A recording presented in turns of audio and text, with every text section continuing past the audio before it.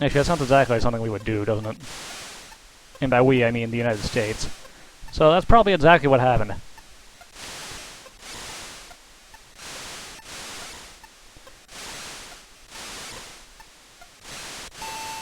You know what's really kind of scary about this game? When you start running out of oxygen, that ticking noise you're hearing in the background, it starts going faster, kind of akin to the drowning music when Sonic is about to drown.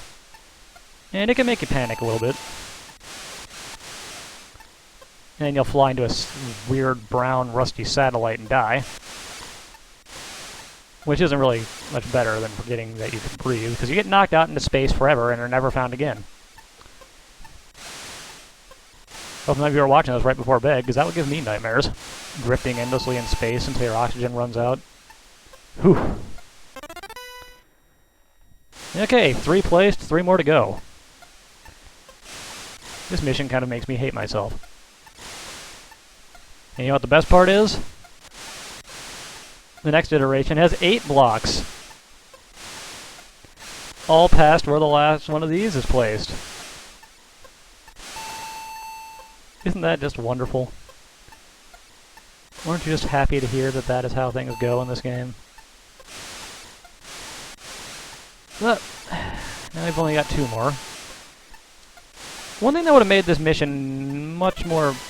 Oh! Hey, touching those orbs gives you a life. I did not know that. Holy shit, I thought those just killed you. Well, I learned something. And it's actually something good. Who would have thought?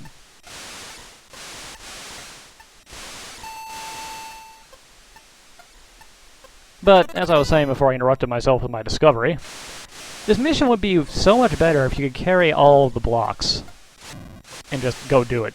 But no, you have to go all the way back to the shuttle each time, which takes for fucking ever. Because really, you can't go that fast, or else you're going to get pegged by a satellite. And you can't go too slow, or you run out of oxygen, and that's also not a good thing. The red bars do kill you, so you don't want to touch them. Yeah. Which makes this a little tricky.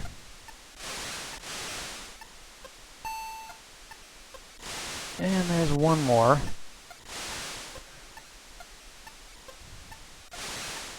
Now you go all the way back and grab, and then bring all the way back out here, and then go all the way back yet again. Well, I guess since it keeps your progress, you could just suicide yourself into a satellite and save yourself some time. That seems kind of weird. Maybe that's not how it works for the last one. I am not really in the mood to experiment from how long it takes to do this. Oops, bumped right into the wall. Way to go.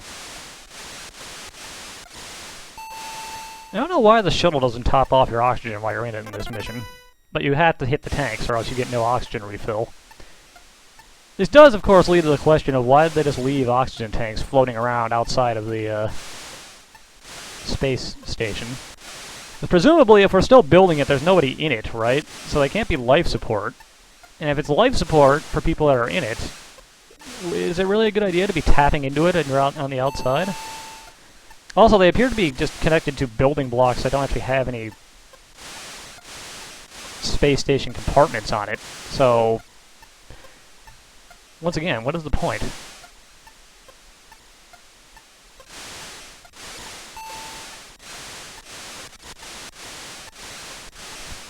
That jetpack noise is really annoying, isn't it?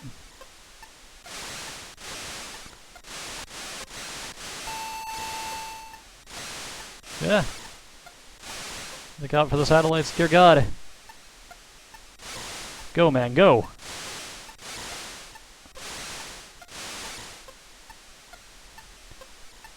You know what else would have been more interesting?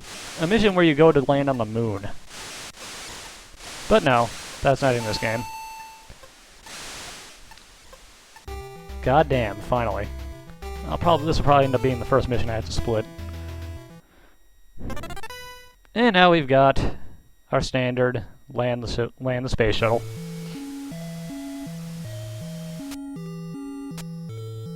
Ah, it's this pattern again. Okay.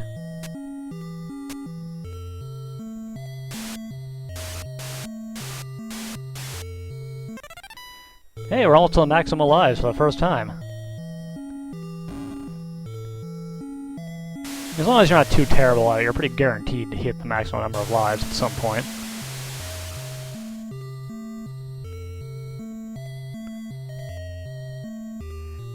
You really have to question the design decision to make the game slower and longer and more annoying the farther you get into it. Then again, this is the Nintendo, and it was and games were still fairly new then, so people probably didn't realize that game players don't really want to just do the same thing over and over again, but make it take longer each time. We were still getting over the fact that, holy shit, we have movable graphics on our computer box. By which I mean television. And I am controlling the action. Ah, there's a gimbal segment in this one too. Gimbal is actually one of the easiest ones. Although in later missions it does start to vary up the speed that the bar moves every time you hit it correctly. So you gotta stay on your toes.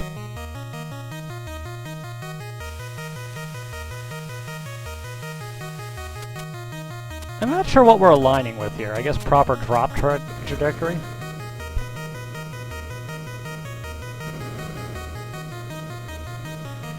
I mean, in the second align, it's very obvious that you're lining up to get into the, to get yourself properly over the runway.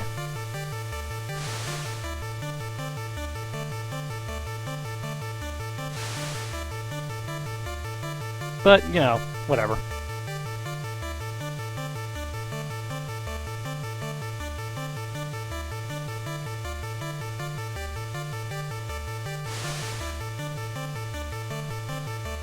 Okay, to say something good about the game, I gotta admit, I kinda like the S-turn animation. It's pretty well done.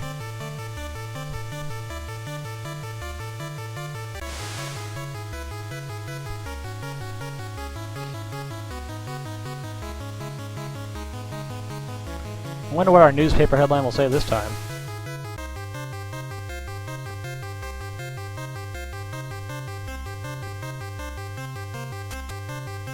Assuming we don't screw it up and die horrifically.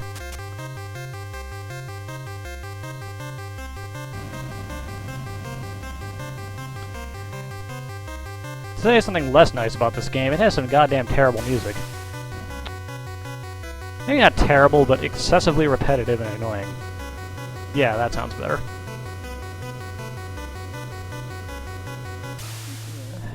I can't believe I said that annoying and repetitive sounds better. There is something wrong with that statement just inherently.